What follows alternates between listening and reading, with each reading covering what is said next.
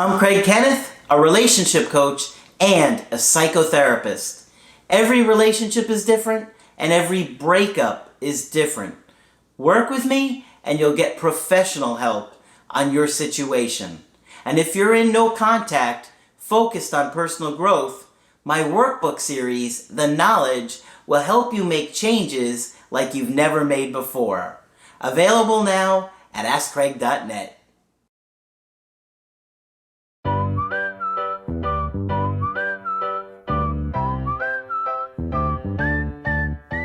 Hi there, I'm Coach Craig Kenneth. And I'm Coach Victoria. And today we're going to be talking about how long does it take to get your ex back? That's a really big question. It is a huge question, and it's quite understandable because when you're going through a breakup, one of the things that you obsess about, probably more than anything, is my ex going to come back? Will they give us another chance? And when are they going to come back? Exactly. And your brain is releasing chemicals that is keeping you obsessed with wondering, and you kind of feel like you're going through a withdrawal, like a drug addiction, like a drug withdrawal, that you're just consumed with where are they? What are they doing? Are they coming back? Are they thinking about me? Have they moved on? All overwhelming thoughts, intrusive thoughts. And for some reason, and I don't understand why, but every minute feels like an eternity. Oh, yeah. That's right? the worst. I remember after the breakup with the Applebee's girl, just sitting on the bed, and probably only a couple days had gone by, and it literally felt like I hadn't talked to her in weeks. Yeah. Right? And it was just constantly looking at the phone, wondering about what's going to happen when they're going to come back. So we're going to talk about this today. Right. So we obviously don't have a crystal ball. It hasn't come yet from Amazon. But we do have context and we do have clues about your situation that can give you an idea or an estimate, right? So we are going to talk about some of the factors that are involved, and we're going to look at 3 specifically in depth today. Just to give you a better idea. So I want you to apply this to your own situation and see what kind of an insight you can gain, and maybe it can help you gauge when you might estimate an ex to come back. Yeah. Obviously, when we're doing a video like this, we're not knowing specifics of your situation, but we're going to look at those factors so you can kind of gauge and think about those things. Obviously, when we do a coaching call with you, we give you our best guess when you ask us, and we're assessing the situation if we think that they're going to come back or when they're going to come back and figure out a time frame. But, you know, we think it would be helpful for you guys to have this information to think about when that might happen. Right. So the first factor that we're going to look at is the quality of the relationship.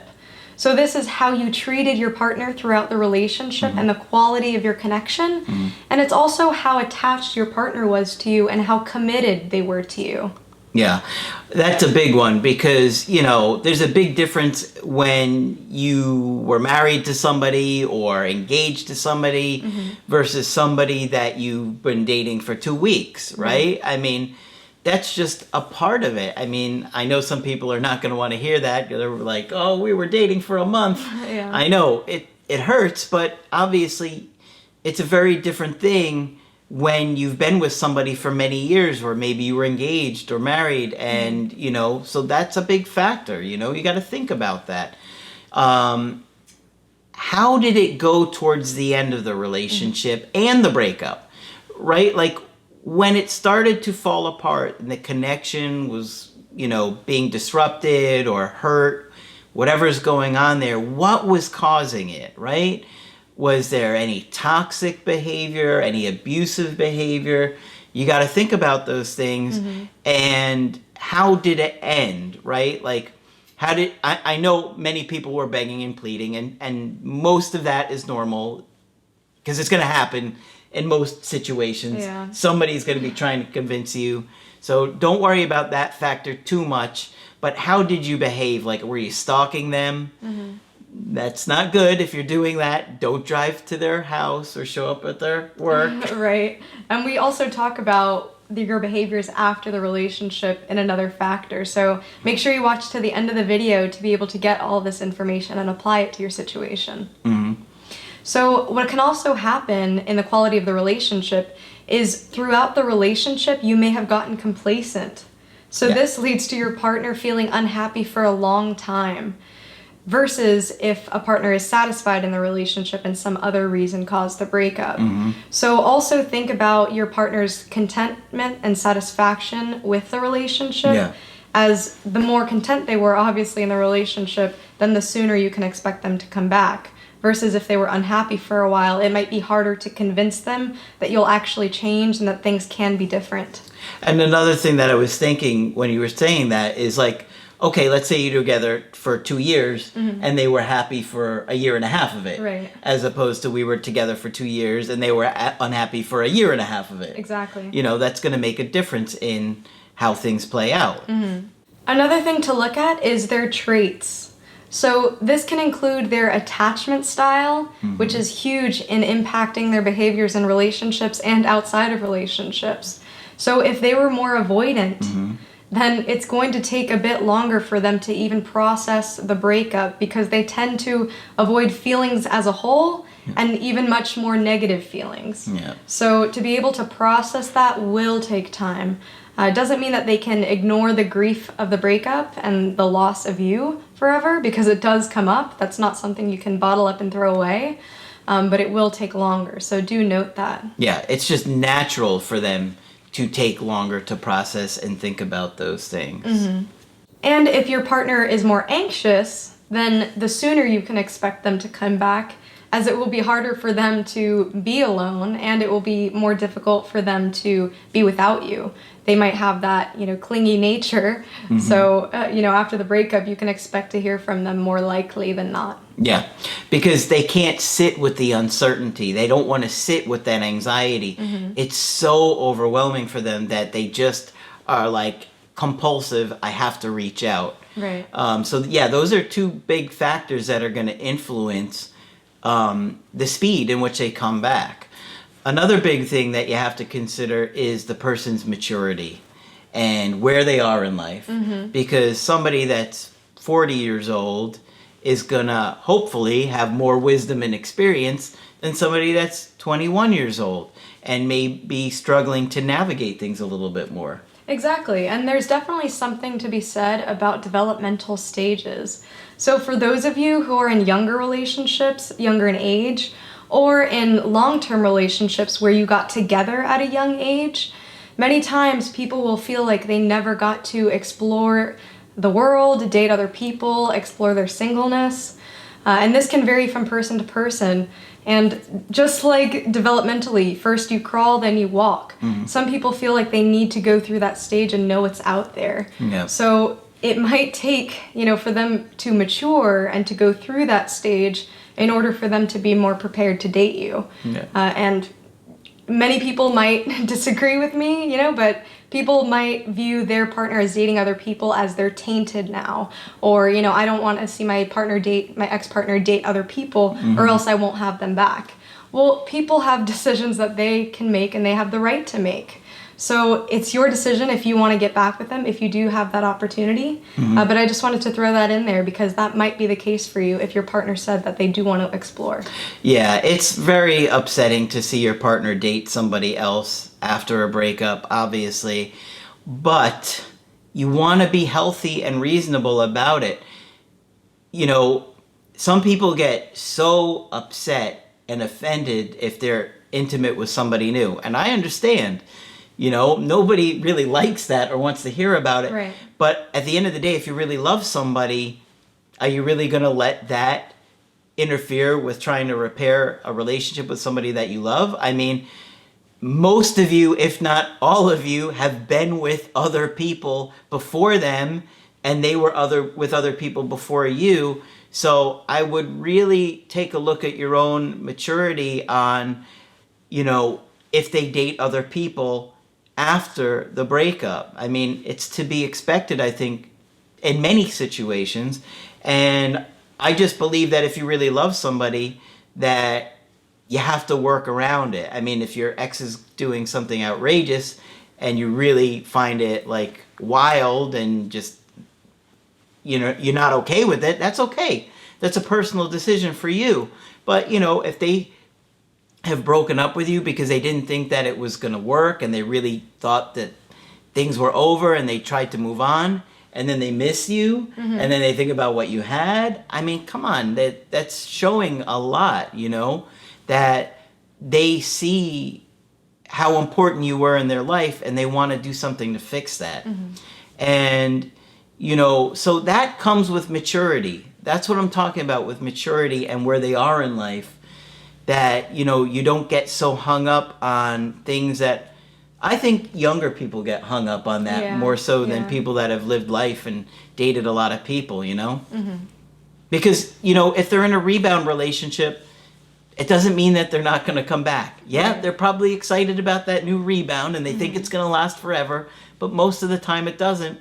And the person that was really meaningful for them and that meant a lot, that's who keeps coming up in their mind at night. They're sleeping or they're laying their head on the pillow and they're thinking about you. Exactly. And with that rebound, normally it's that immediate attraction that they have with that person. And once those chemicals fade away, then the relationship crumbles. So normally that happens within a couple of months. So if your ex is in a rebound relationship and you're wondering, is that going to affect how long it will take? It might delay them a bit. It might distract them. But eventually those feelings of grief and the loss of the relationship will come up, even if they're with somebody else at the moment. Good point. So the third reason that we're going to talk about today that can influence the time that it takes to get your ex back is your behavior after the breakup. So this is crucial. This includes if you're reaching out to them, because this reaching out can interrupt their grieving process. Or if you've done a grand gesture. For somebody who has a more avoidant attachment style, this could even be seen as an intrusion. So these things are definitely not in your favor as far as timeliness of getting your ex back. Yeah, you really want that person to miss you and to get anxious about losing you. Right? They need to sit with that decision. They made the decision in many of these cases. Many of you are watching. We're the one that was broken up with. And so they need to sit with that decision and realize that they can lose you, that they have chosen not to have you in their life. But if you are pushing them or keep showing up or, keep trying to change their mind, they're not going to fear losing you, because why would they? I mean, that just doesn't make any sense. Why would you fear losing somebody that won't leave you alone or doesn't appear to have moved on? So, if you're in no contact and you're not reaching out to them, it gives them more time and space to realize what they've done and that you're not going to chase after them anymore. That's more space is going to happen. And you want them to think they're never going to hear from you again. Exactly. And you also want to consider if you've angered them or if they feel surveillanced or know that you're stalking them. Like you did mention in the very beginning also. If they get any inclination that you've been doing this can really upset them, which now not only do they have the time to process the breakup, but now add more time to that to process the anger and those feelings of aggravation that you're giving them. So you want to be really careful in these scenarios to not stalk them, to really not make them feel like you're watching them or that you have control over them. They really need to feel that independence. I think particularly women get scared when guys do this. Yeah, and with reason. Yeah. And, so guys, you have to be even more cautious, because if you scare her, she's just gonna, be, thinking about calling the police, not repairing the relationship, Exactly. You also got to be careful about talking to friends and family. I have seen so many situations that get worse because you're talking to the friends, you're talking to the family, you think that it's not going to get back to them, but many times it does at some point. And then your ex is just going to get even more upset at you. And they may even reach out to you, but not in a good way. It's going to be lashing out like, leave my so-and-so alone. Yeah. I heard that earlier today. Oh, no. Yep. Why are you reaching out to them? Why are you bothering them? And then they're going to be angry because now they're seeing that you haven't moved on, right? And that takes away that fear of losing you because you're being intrusive. Exactly. And anger really is part of separation too. So the angrier they are, the more they'll want to separate from you and be away from you. Yeah. So just keep that in mind. And the big point with this whole video is that many of you will think that the more time that passes, the less chance you have with your ex. And this is not true. We've seen exes come back even after years, like Craig said in the very beginning. All the time. Yeah, and I know you guys are thinking, oh God, I hope it's not years. I can't take another week, right? But think of this as your time to work on yourself. The more time that passes, the more time you can perfect your skill of, being in relationships, your attachment style, all of these things that we talk about. This gives you time to really work on yourself and also process the breakup for yourself. Many times we want to jump back into a relationship without really reflecting back, seeing where we made mistakes, and really giving it thought to how we could make that relationship better. So really utilize this time and maximize this time rather than, being so anxious about the time. I know that's easier said than done, but... But it's so true. You gotta focus on living your best life and being the best version of yourself. And, we talk about that all the time. Either the skills and the improvements that you make and the healing that you do with your attachment issues are going to lead you to great relationships with other people, or your ex will come back and you'll improve the chances significantly of repairing that relationship. So, we know that each person has to decide for themselves how they're going to move on, when they're going to move on. We can't tell you what to do. It's your life. We don't want to tell you what to do. But we just want you to realize that when you focus on the personal growth, it's going to pay off in your attachments in the future, in your confidence, in your ability to communicate, in your ability to date people, to choose better partners, and all the amazing things that we teach on the channel.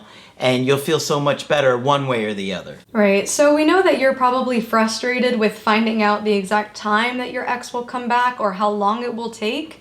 So hopefully the things that we've discussed in this video can give you some type of an indication as to whether they will come back and when. Hopefully that helps. And as always, check out all of our other content to continue working on yourself and to make sure that when they do come back that you will be a better partner than before. Yeah.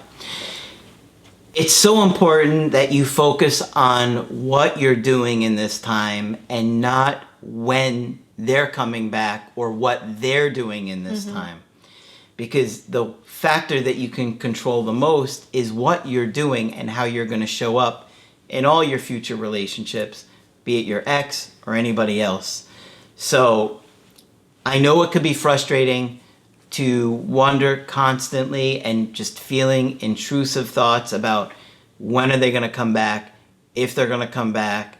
And of course we'll talk to you about that when you do coachings with us. But consider the factors that we gave. Obviously there are many more, but we touched on 3 good ones, I think, in this video. And, hopefully you found this helpful. Of course, if you want to get my help personally, just go to my website, askcraig.net. Sign up for the coaching option that works best for you. I do email coaching and I do Skype. Coach Margaret, of course, is available for Skype coaching, and Coach Victoria will continue to train with us. I'll be here. But that's it for this video. I'm Coach Craig Kenneth. I'm Coach Victoria. And we will talk with you soon. To get my help personally, go to askcraig.net and click on Schedule Coaching and choose the option that works best for you. I do email coaching or Skype. To schedule a coaching with Margaret, click on Margaret on the top of the page and order a Skype with her. For the Knowledge Creative Healing course, click on the link at the top of the page and click Get Started Now.